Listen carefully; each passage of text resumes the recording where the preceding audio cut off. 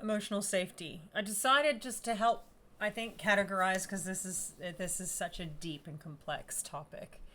I thought I'd start talking through what I'll focus on mainly, per video. So with this one, in terms of emotional safety, I thought I would focus on, how this affects men and boys in particular. Like I said, I talked about how it kind of funnels them into watching porn and stuff like that really, really early. So I thought I would mention, I think it becomes very difficult because there's a stigma. It forms all kinds of ridicule and put downs and insults and all kinds of stuff to little boys, to learn to shut off their emotions. Well, to try. It doesn't really work. You can't really shut off emotions. You can try and suppress them, but they always come back up again. Like always. Even if it's not something you directly think about, even if it isn't something you're aware of. The minute and this is why I think a lot of males get defensive, because this is something that not only in my own experience, but most women I see online, women I speak to in person, it's pretty, and even just men in general, like when I just have conversations with men, not even men that I've dated or anything, but just talking. If they get any confirmation that even scratches into them, I don't know, being vulnerable or weak, or even if you don't mean it that way, if that's how they feel from what you've said, like I said, it's either like a defensive response where this can take many forms. Either they start to insult you back, even though maybe you didn't even insult them, but they've taken it that way. Maybe they try to explain themselves, and not like in a coherent kind of way. It's more like to defend what they're doing. And like they make it about protecting and defending themselves rather than hearing what the other person is actually saying. And in a way, it's like, it's a diversion tactic away from them facing the actual, challenge or whatever. And this is where things can get tricky, because I think sometimes we have these ideas that other people should know, agree with, and understand all of our grievances.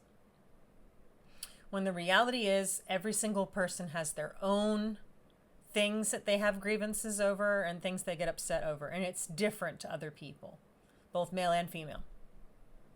So it's not fair, really, or realistic, to expect the other person to know all of yours, and for it to be expected for the other person to know, for you to know all of theirs, and for them to know all of yours. Like, that's just not realistic. And then, of course, there's the once I tell them, then they should know and remember. But that's a lot of work. You have to remember and categorize every single person you interact with, all of their triggers, and again, that's not the other person's role. Right? That's not what your triggers are, and what your issues are your issue. You need to face them, or don't, but understand that it's up to you, not the other person. It isn't up to the other person to be aware of every little thing that upsets you so that they don't say it. You know what I mean? What these experiences come up for is to teach us that we're triggered, to teach us that this reminds us of some experience we had at some point that was very upsetting and triggering and whatever else. And now we're reacting to it. So that's up for us to go, ooh, why am I reacting here? What am I upset about? Why am I defending? Whatever the situation might be. And then we have to go away and think about it. But this is where it gets tricky a lot of times. And this is something I think both that's been like beaten out in a way, or trained out of males from when they were young, But then I think it's also more complex than that. So that's definitely part of it. If you were a boy and you were raised to, you know, to man up, to shut up, to not do anything, you know, to whatever. That already in your mind, I think. I mean, I guess it would depend on the boy, but in your mind, depending on how aggressive it is, you would already kind of be thinking that you're not good enough, that there's something wrong with you, that you're weak, that you're this, that, and the other. So again, as soon as someone comes to you, someone you care about, really, comes and tells you that they're hurt, you're instantly, if this is your interpretation, you're instantly going to get your back up and go, oh, great, another thing I'm bad at. You know, and then you don't want to accept that because the mind is designed to protect us. So you don't want to accept that. So you turn around and you go, oh, I didn't do that, you know, and, well, you do this to try and flip the script so that they don't have to be the ones to sit in it because it's uncomfortable. But that's the only way forward. These situations will keep happening. You'll keep going through them. You'll keep having these experiences and they'll keep being uncomfortable. And this is where it can get tricky in terms of relationships, in terms of interacting with other people. If you're personally doing your best to face your issues, you know, to sort through them and to feel through them and to work on them to the point where you're not that triggered anymore. By and large, there's not going to be a lot of things that are really going to bother you because it's not going to be taken personally. You're going to go, oh, okay, this person's upset with something that I did, you know, something that I said. And now that I've determined their interpretation of it, now I know what they were upset about.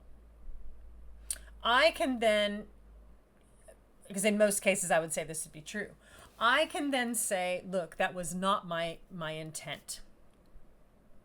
This was my intent. And then again, if both people are pretty healthy, that particular confrontation should be pretty easy because it was a misunderstanding. So it wasn't this evil trying to do whatever, it was differences and misunderstandings. So in most cases, that should take out a lot of the tension when it comes to interacting, especially with males, right? If they were to face themselves and see that they're feeling triggered because they need to do some work in that area. Now, the other tricky part, and again, it'd be pretty difficult for us to fully determine this.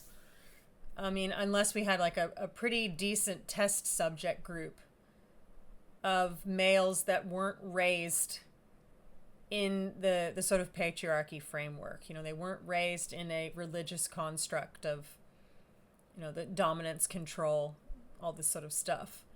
Only then would we really be able to see what their natural reaction would be to having someone tell them,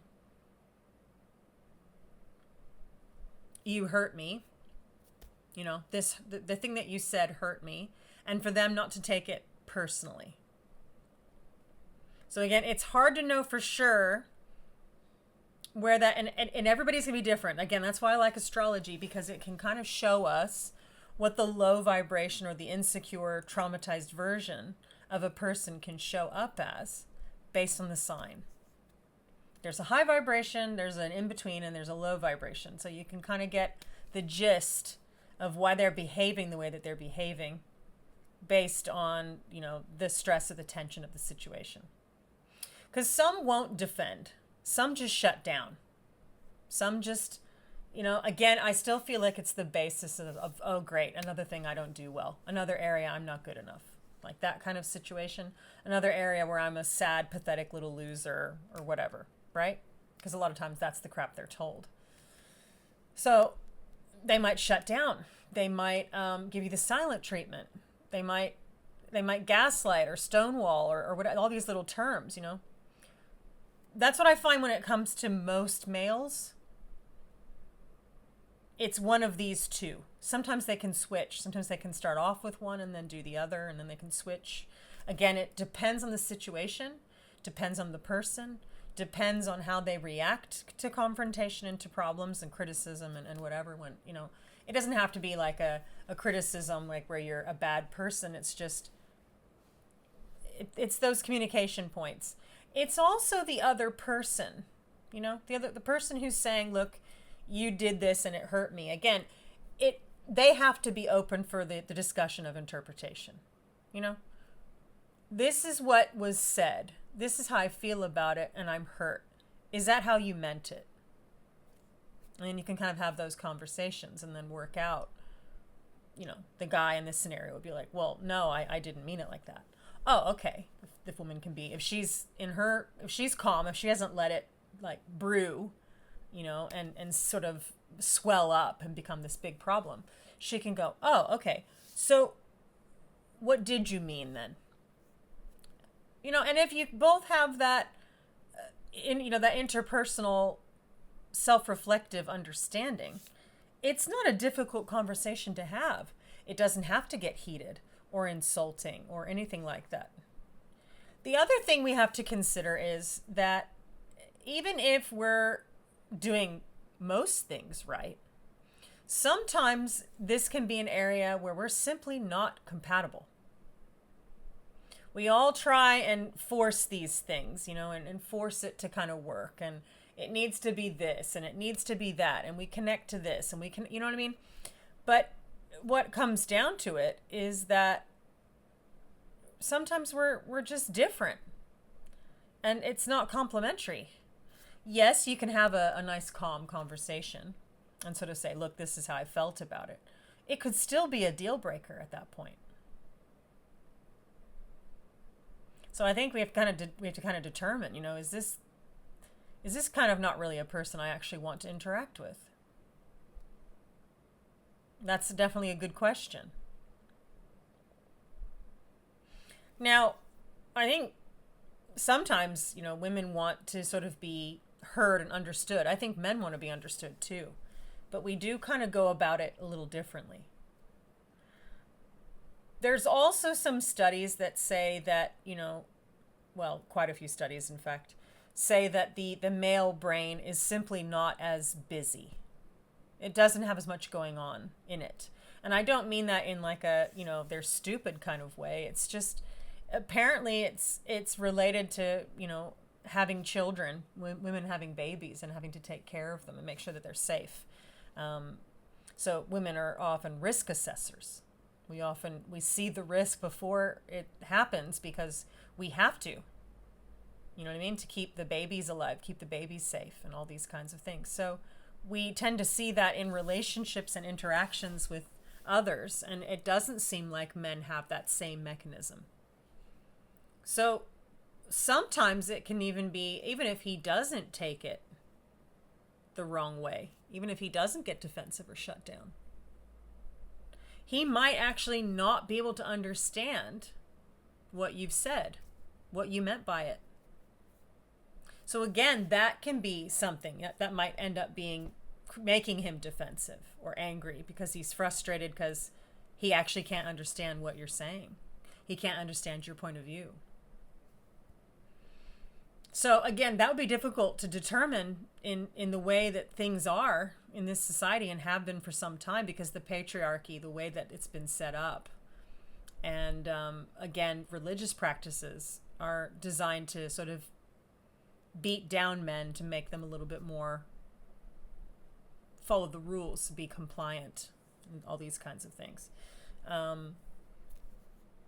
Like forcing them to kind of be robots in a way, which of course is impossible. But it'd be too difficult to determine completely what they would be like in different circumstances, because even if a guy has done a lot of work, and there are men who've done a lot of work and they work on themselves and they face themselves and they work on their other areas of their life, they have goals and other things they work towards.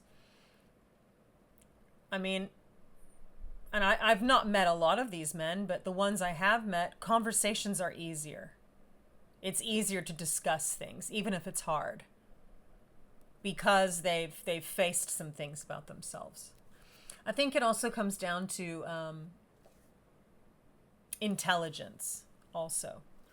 And I don't necessarily mean like IQ testing. I mean, that can definitely confirm things. But you as an individual, male or female, how well do you process information?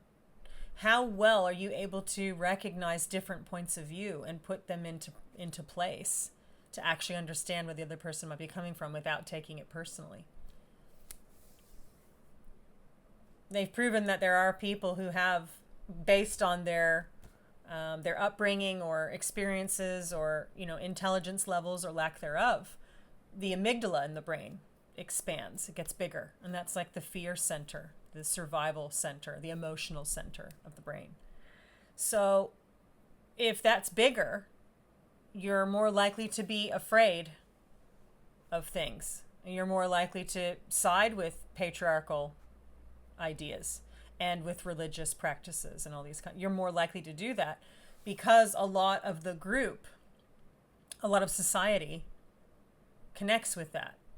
And I think it's because it's got a lot of these people have a bigger amygdala based on the studies I've seen anyway, based on the conversations I've heard about this. And it kind of makes sense when you think about it. So again, I think it's one of those areas where if you're a woman who's not indoctrinated into the patriarchy as much as possible, obviously it's been a big part of our society, but as much as possible you separate from that. You're not religious, and you're not indoctrinated by religion. And overall, you're pretty critical in your thinking. You probably have to find other people, other women, other men. Again, if you're dating or whatever, you got to find people in that same or similar demographic because you'll be able to have those common points in which to play off of. Whereas if you're mixing with people who, in a way, they have those, you're not going to have a lot of crossover commonality. It's going to be tense. Same with people who are that way. They kind of need to stick together as well. Obviously, it would be ideal if we would throw out some of these outdated kind of, they're kind of tired, really. It depends on who you talk to, but I don't think it's good for society. I don't think it moves us forward. And again, until we can get rid of this stuff, we won't really see what human potential really can reach because so many people are sort of pushed down by it, held back by it. So, I don't know. I think that's a big part in why, or another facet in why there is emotional safety issues. If you aren't even able or comfortable to, or have been trained to, or have the capacity to, or whatever you want to call it, to openly know, explore, and talk about your feelings, your vulnerability, the things that you have embarrassment or shame or judgment over, but you still have those things, it's going to affect the relationship with yourself, and it's going to affect the relationship with other people. It becomes very difficult. So it's worth all of us looking at ourselves and where we sit on that graph.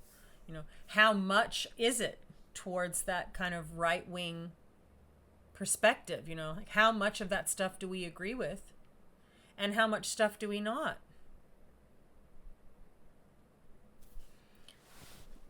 What areas do we critically think? What areas do we not? What areas are we kind of closed-minded? What areas are we more open-minded? All of these have to be worth considering when it comes to the understanding and acceptance of emotional safety, I think. Because a lot of these things are the direct opposite and cause tension with emotional safety.